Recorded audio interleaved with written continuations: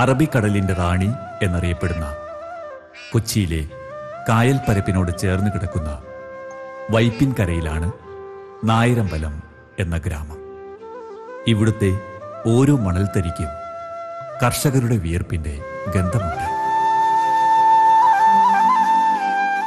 കടലിനോട് ചേർന്ന് കിടക്കുന്ന പ്രദേശമായതിനാൽ മത്സ്യസമ്പത്താണ് ഈ ഗ്രാമത്തിന്റെ പ്രധാന വരുമാന മാർഗം.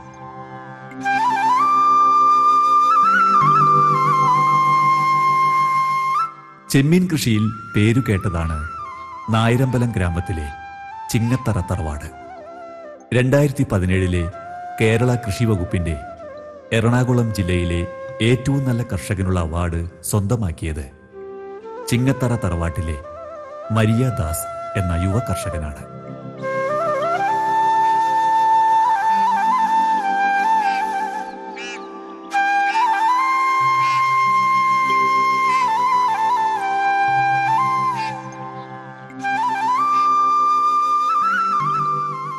അവാർഡിലേക്കുള്ള ദൂരത്തിന് ഒരു വിശ്വാസ സംഹിതയുടെ കഥ പറയാനുണ്ട്.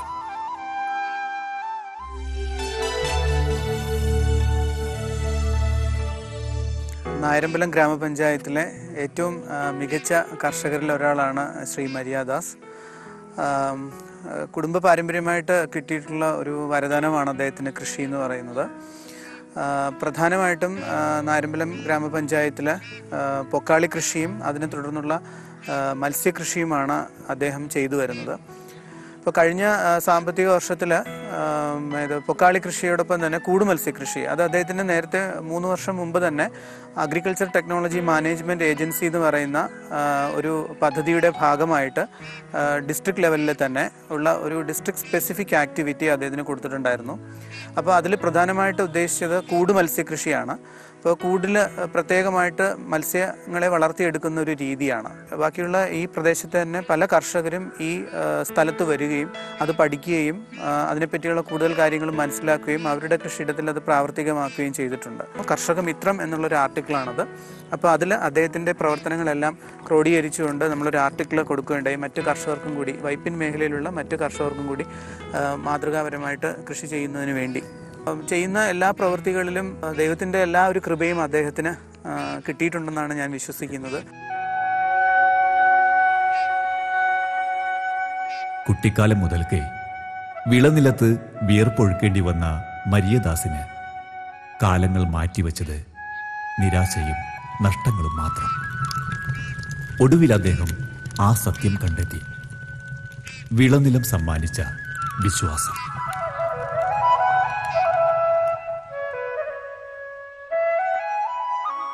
എനിക്കൊരു 30 വർഷത്തെ പരിചയം ദാസുമായിട്ടുണ്ട്. വളരെ ആത്മാർത്ഥതയോടെ പൊക്കാളി കൃഷിയും ചെമ്മീൻ കൃഷിയും മറ്റു എല്ലാ കൃഷി മേഖലയിലും വളരെ ആത്മാർത്ഥതയോടെ നിൽക്കുന്ന ഒരു മനുഷ്യനാണ്. കൃഷിക്ക് വേണ്ടി സ്വയം ജീവിതം മാറ്റിവെച്ചിരിക്കുന്നൊരു എൻ്റെ ആത്മാർത്ഥമായിട്ടുള്ളൊരു സുഹൃത്താണ്. ഈ ഫീൽഡിൽ പലരും തോറ്റു പിന്മാറി പോയിട്ടുണ്ടെങ്കിലും ദൈവാനുഗ്രഹം വളരെയധികം ഉള്ളതുകൊണ്ട് കൃഷി ഭംഗിയായിട്ട് കൊണ്ടുപോകുന്നു.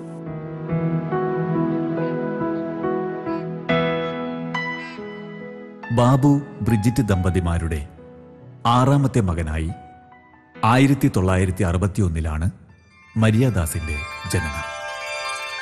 ഗ്രാമത്തിനോട് ചേർന്നുള്ള സ്കൂളുകളിൽ നിന്നും പ്രാഥമിക പഠനം പൂർത്തിയാക്കിയ മരിയദാസ് ഞാറയ്ക്കൽ ITCയിൽ നിന്നും ഫിറ്റർ ട്രേഡിൽ പ്രാവീണ്യം നേടിയെങ്കിലും പിതാവിന്റെ കൃഷി കാര്യങ്ങളിലായിരുന്നു ശ്രദ്ധ മുഴുവനും. 4ാം ക്ലാസ് മുതൽ കൃഷിക്കാര്യങ്ങളിൽ പിതാവിനെ സഹായിച്ചു കൊണ്ടിരുന്നത് മരിയദാസായിരുന്നു.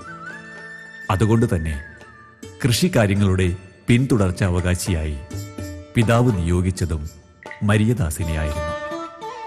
ആ നിയോഗം അക്ഷരം പ്രതി നിറവേറ്റുകയാണ് ശ്രീ മരിയദാസ്.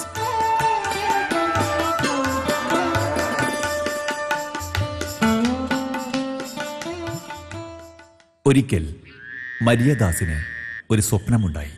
സ്വപ്നത്തിൽ അപ്പൻ മരിയദാസിനോട് ഇങ്ങനെ ചോദിച്ചു: നീ ഇതെന്തു ഉറക്കമാണ്? വല വയ്ക്കേണ്ട സമയമായില്ലേ?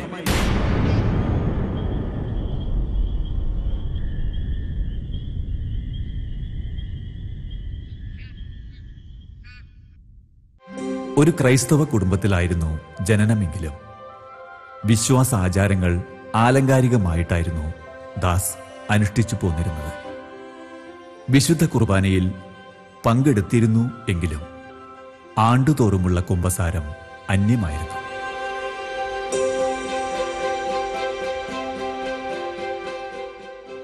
ചെമ്മീൻ വിളവെടുപ്പ് ലാഭകരമായി മുന്നോട്ടു പോയിക്കൊണ്ടിരുന്ന കാലത്താണ് കാലടി പുതിയക്കര സ്വദേശിയായ ഷൈബിയെ തന്റെ ജീവിത സഖിയായി ദാസ് സ്വീകരിച്ചത്. നിർഭാഗ്യവശാൽ തുടർന്നങ്ങോട്ടുള്ള ചെമ്മീൻ കൃഷിയിലെ വിളവെടുപ്പുകൾ തീർത്തും നിരാശാജനകമായിരുന്നു.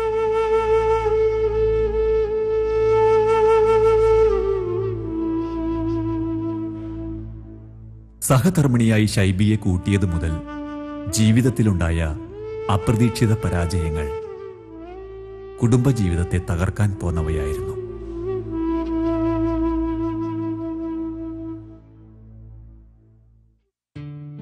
കല്യാണത്തിന് മുൻപ് ദാസേട്ടന് കൃഷിയിൽ നല്ല ലാഭകരമായിരുന്നു. നിർഭാഗ്യവശാൽ കല്യാണത്തിന് ശേഷം കൃഷിയിൽ വളരെ നഷ്ടങ്ങൾ സഹിക്കേണ്ടി വന്നു. ദാസേട്ടൻ പള്ളിയിലൊക്കെ പോകുമായിരുന്നെങ്കിലും കൂദാശകളൊന്നും സ്വീകരിച്ചിരുന്നില്ല. ഇങ്ങനെ ബുദ്ധിമുട്ടുകൾ വന്നപ്പോൾ കുമ്പസാരിക്കാനും പിന്നീട് കൃഷിസ്ഥലം അച്ഛനെ കൊണ്ട് വെഞ്ചിരിക്കാനും തുടങ്ങി. അന്ന് മുതൽ കൃഷിയിൽ നിന്നും പുരോഗതി ഉണ്ടായി. ഞങ്ങൾക്ക് ഒരു വീട് വയ്ക്കാനും കാറ് വാങ്ങിക്കാനും കുട്ടികളെ പഠിപ്പിക്കാനും ദൈവം സഹായിച്ച് അങ്ങനെ ഒരു സാഹചര്യം ഞങ്ങൾക്കുണ്ടായി. ദൈവം നൽകിയ 3 കുട്ടികളുടെ വിദ്യാഭ്യാസവും ജീവിത ചിലവുകളും താങ്ങാനാവാത്ത ഭാരമായി മാറി. അടിക്കടിയുണ്ടായ വിളവെടുപ്പ് നഷ്ടങ്ങൾ സ്വയം ആത്മപരിശോധനയ്ക്ക് കാരണമായി. ആ ആത്മപരിശോധനയുടെ ഉത്തരമാകട്ടെ പാപങ്ങളുടെ ഏറ്റുപറച്ചിലിലേക്കും കൗദാശിക ജീവിതത്തിലേക്കും നയിച്ചു.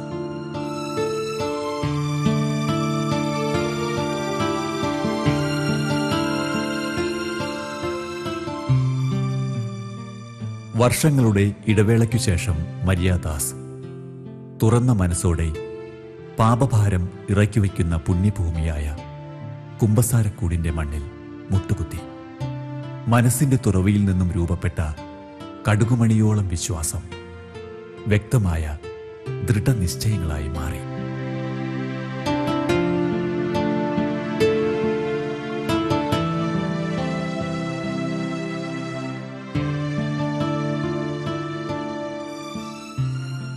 താൻ കൃഷി ചെയ്യുന്ന മണ്ണിൽ വൈദികനാൽ വിശുദ്ധ ജലം തളിക്കപ്പെട്ടപ്പോൾ ദൈവം തന്റെ കരസ്പർശനത്താൽ തന്റെ കയ്യൊപ്പ് പതിപ്പിക്കുകയായിരുന്നു.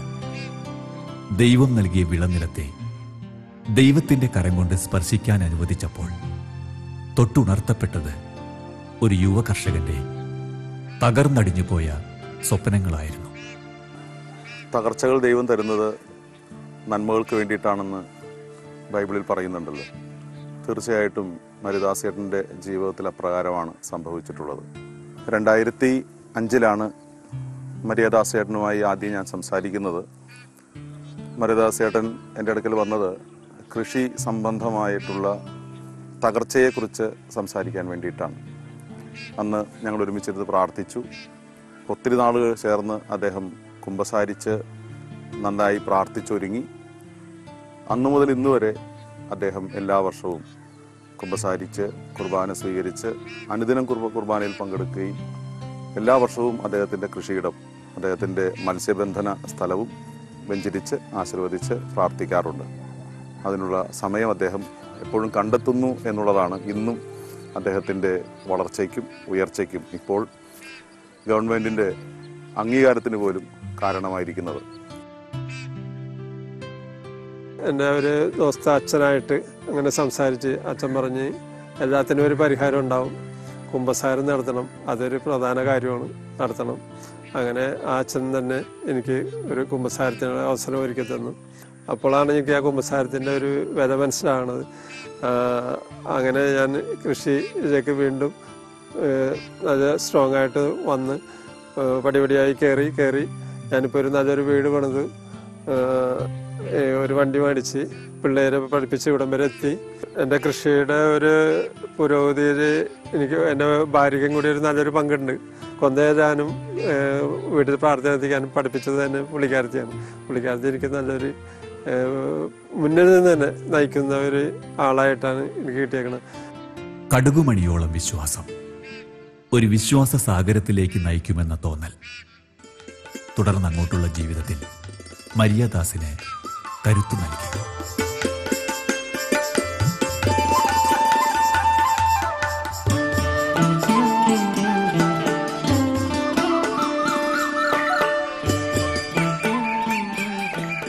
മരിയദാസിന്റെ ഒരു ദിവസം ആരംഭിക്കുന്നത് തന്നെ പ്രാർത്ഥനയോടെയാണ്. കുടുംബത്തോടൊത്തുള്ള പ്രഭാത ഭക്ഷണത്തിനു ശേഷം തന്റെ കൃഷിയിടത്തിലേക്ക് പോകുന്നു.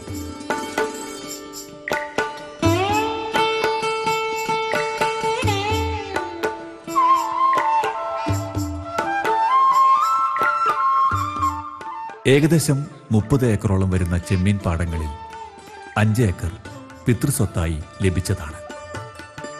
ബാക്കി വരുന്ന 25 ഏക്കർ പാടശേഖരം പാട്ടത്തിനെടുത്താണ് കൃഷി ചെയ്യുന്നത്. ഓരോ പ്രാവശ്യവും കൃഷി ഇറക്കുന്നതിന് മുൻപ് കുമ്പസാരിച്ചൊരുങ്ങി വൈദികനെ കൊണ്ട് പാടശേഖരം മുഴുവൻ വെഞ്ചരിപ്പിക്കും. തുടർന്ന് കൃഷി ഇറക്കുന്നതിനുള്ള ഒരുക്കങ്ങൾ ആരംഭിക്കുകയായി. നെൽകൃഷിയിലെ പൊക്കാളി എന്നറിയപ്പെടുന്ന ഒരിനം നെല്ലാണ് ദാസ് തൻ്റെ ചെമ്മീൻ പാടങ്ങളിൽ കൃഷി ചെയ്തത്. അതിന് മരിയദാസിന് വ്യക്തമായ കാരണങ്ങളുണ്ട്. വെള്ളം നിറഞ്ഞു കിടക്കുന്ന പാടത്ത് ഏകദേശം 6 അടിയോളം പൊക്കം വരുന്ന നെൽച്ചെടിയുടെ കതിരുകൾ മാത്രം മുറിച്ചെടുക്കുന്നു. ബാക്കി വരുന്ന നെൽച്ചെടിയുടെ തണ്ടുകൾ ചെമ്മീൻ കുഞ്ഞുങ്ങളുടെ തീറ്റയായി മാറുന്നു.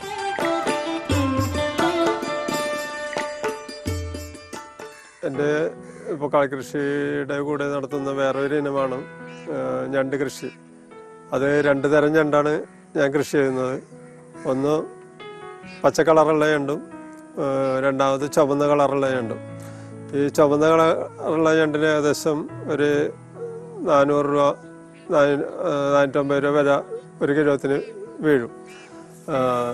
പച്ച കളറുള്ള ഞണ്ടാണെന്നുണ്ടെങ്കിൽ 1 കിലോത്തിനാണെന്നുണ്ടെങ്കിൽ അത് 1400 വരെ 1 കിലോ ഞണ്ടിന് വിലയുണ്ട്. അതിൻ്റെ തീറ്റ നമ്മൾക്ക് ഇതിൽ നിന്ന് ലഭിക്കുന്ന ഈ ചെമ്മീത്തിൽ കൂടി ലഭിക്കുന്ന ചെറുമീനുകളാണ് അതിൻ്റെ തീറ്റകൾ.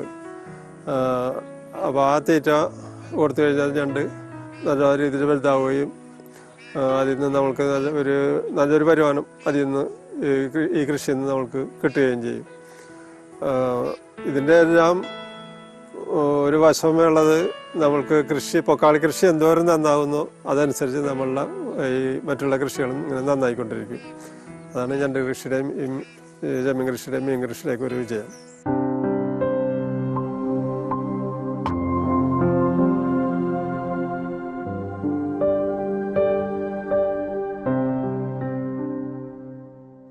കർഷക അവാർഡ് ജേതാവായ മരിയദാസിന്റെ കൃഷി ഇനങ്ങളിൽ മറ്റൊന്നാണ് ഞണ്ടുകൃഷി.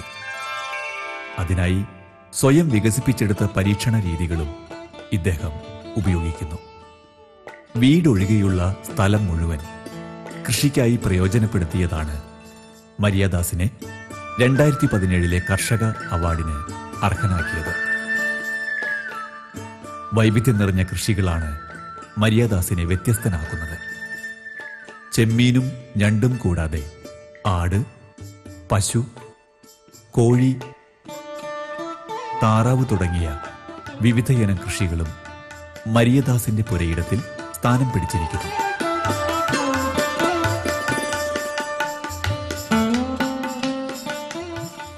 ഈ നെല്ലിനം പൊക്കാളി എന്ന് പറഞ്ഞ ഒരു നെല്ലിനമാണ്. ഇത് 5 അടി മുതൽ 6 അടി വരെ ഹൈറ്റ് ഉണ്ടാവും. ഈ ഹൈറ്റിൽ വളരുന്നത് ചെടി പൊക്കാളി മാത്രമേ ഉള്ളൂ. ഇത് പൂർണ്ണമായിട്ടും ജൈവമായിട്ടാണ് വളരണത്.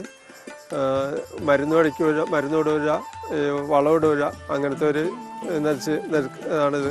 ഇതിൻ്റെ ഞങ്ങൾ 120 ദിവസം പാകമാകുമ്പോൾ ഇതിൻ്റെ കതിര് മാത്രം അരിഞ്ഞെടുത്തിട്ട് ബാക്കി പാടത്ത് തന്നെ ഉപേക്ഷിച്ചിട്ടേക്കും. അതിൻ്റെ ഉപയോഗം എന്ന് വെച്ചാൽ ഇത് വെള്ളത്തിലരിഞ്ഞ് ചീഞ്ഞ് കഴിയുമ്പോഴാണ് ഞങ്ങൾക്ക് ചെമ്മീത്തിനും മീത്തിനും ഇത് തീറ്റയായി മാറുന്നത്. അതുകൊണ്ട് ഇതിന് മീത്തിന് തീറ്റ കൊടുക്കേണ്ട ആവശ്യമില്ല, ചെമ്മീത്തിനും തീറ്റ കൊടുക്കേണ്ട ആവശ്യമില്ല. അപ്പോൾ ഇതാണ് ചെമ്മീത്തിൻ്റെ മീത്തിൻ്റെ തീറ്റ ഇതിന് അരിഞ്ഞ് തരുന്നത്. അതുകൊണ്ട് ഈ മീനും ചെമ്മീനും സമ്പൂർണ്ണ ജൈവ കൃഷിയായിട്ടാണ് മാറിയിരിക്കുന്നത്. പുറത്തുനിന്ന് തീറ്റ വരുമ്പോൾ അതിൻ്റെ അകത്ത് വൈറസ് കാര്യങ്ങൾ അങ്ങനെയൊക്കെ വരും. സൈക്ലിങ് പോലെയാണ് ഇതിൻ്റെ കാര്യങ്ങൾ നടക്കുന്നത്. നെല്ലിൻ്റെ വേസ്റ്റ് കൊണ്ട് മീൻ വളരണം, മീത്തിൻ്റെ വേസ്റ്റ് കൊണ്ട് നെല്ല് വളരണം. അങ്ങനെ ഒരു സൈക്ലിങ് പോലെയാണ് ഇതിൻ്റെ കാര്യങ്ങൾ ഈ കൃഷിയിലേക്ക് പോയിക്കൊണ്ടിരിക്കുന്നത്. അപ്പോൾ ഒരു 5 മാസം നെൽകൃഷി ചെയ്തു കഴിഞ്ഞാൽ 5 മാസം മത്സ്യകൃഷിയും ചെമ്മീൻ കൃഷിയും ചെയ്യുന്നു. അപ്പോൾ അതാണ് ഇവിടുത്തെ ഈ കൃഷി രീതികൾ. പൊക്കാളിപ്പാടത്ത് വിരിയുന്ന നെൽക്കതിരിനെ ആശ്രയിച്ചാണ് എല്ലാ കൃഷികളും മുന്നോട്ടു പോകുന്നത്. കൊയ്തെടുക്കപ്പെടുന്ന നെൽക്കതിരിൽ നിന്ന് നെല്ല് വേർപ്പെടുത്തി അരിയായി മാറുമ്പോൾ കുടുംബത്തിലെ ഭക്ഷണ ആവശ്യങ്ങൾക്ക് എങ്ങും നിന്നും അരി വിലയ്ക്ക് വാങ്ങേണ്ട. നെല്ലിൽ നിന്ന് ലഭിക്കുന്ന തവിടും പതിരുമാണ് പശുക്കൾക്കും കോഴിക്കും താറാവിനുമുള്ള തീറ്റ. മുറിച്ചെടുക്കപ്പെട്ട നെൽക്കതിരിന്റെ ശേഷിക്കുന്ന ഭാഗം ചീഞ്ഞു കഴിയുമ്പോൾ ചെമ്മീൻ കുഞ്ഞുങ്ങൾക്ക് ഭക്ഷണമായി മാറും. തീർത്തും കാലാവസ്ഥയെ ആശ്രയിച്ചാണ് ഇത്തരത്തിലുള്ള കൃഷികൾ സംരക്ഷിക്കപ്പെടുന്നത്. വേലിയേറ്റവും വേലിയിറക്കവും ചെമ്മീൻ കൃഷിയെയും ഞണ്ട് കൃഷിയെയും ഒരുപോലെ സഹായിക്കുന്ന ഘടകങ്ങളാണ്. കടലിന്റെ ആഴത്തിൽ ഇരുട്ട് നിറഞ്ഞ ഭാഗങ്ങളിൽ മുട്ടകൾ വിരിഞ്ഞുണ്ടാകുന്ന ചെമ്മീൻ കുഞ്ഞുങ്ങൾ വേലിയേറ്റ സമയങ്ങളിൽ വെളിച്ചം തേടി സഞ്ചരിക്കുമ്പോൾ പാടശേഖരത്തിലേക്കുള്ള കുഴലിലൂടെ ചെമ്മീൻ പാടത്തേക്ക് പ്രവേശിക്കുന്നു.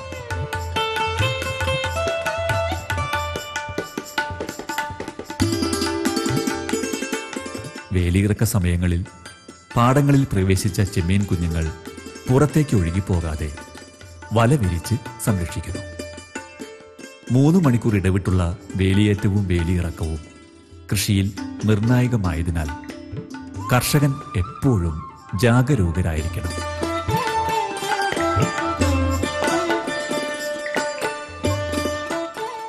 രാത്രിയുടെ യാമങ്ങളിൽ വേലിയേറ്റ വേലിയിറക്ക സമയങ്ങളിൽ ഉണർന്നിരിക്കേണ്ടി വരുന്നതിനാൽ പാടശേഖരത്തിൽ കൊച്ചു കുടിൽ കെട്ടിയിട്ടുണ്ട് ദാസ്.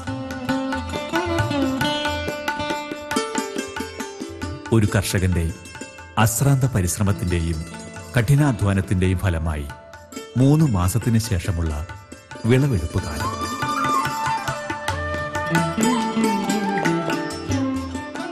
കാലാവസ്ഥ വ്യതിയാനവും വെള്ളത്തിലെ രോഗങ്ങൾ പകർത്തുന്ന ഫംഗസും നിമിത്തം അനേകം വിളവെടുപ്പുകൾ ഫലം കാണാതെ പോയെങ്കിലും വിശുദ്ധ ജലത്താൽ ദൈവത്തിന്റെ കയ്യൊപ്പ് ചാർത്തിയ അത്ഭുതാവഹമായ വിസ്മയ ലോകത്താണ് മരിയ ദാസ് എന്ന യുവ കർഷകൻ.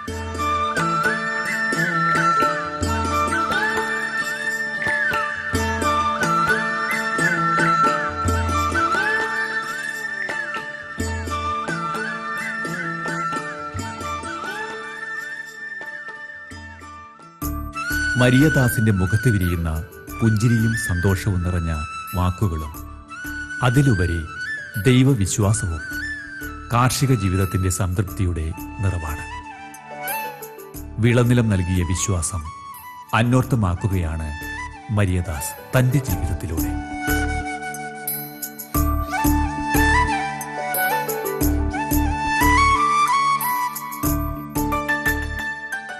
മനുഷ്യനും മണ്ണും ഒന്നിച്ചു പോകേണ്ടതാണെന്ന് മണ്ണിൽ നിന്ന് മനുഷ്യനെ സൃഷ്ടിച്ച ദൈവം നമ്മെ ഓർമ്മപ്പെടുത്തുന്നു.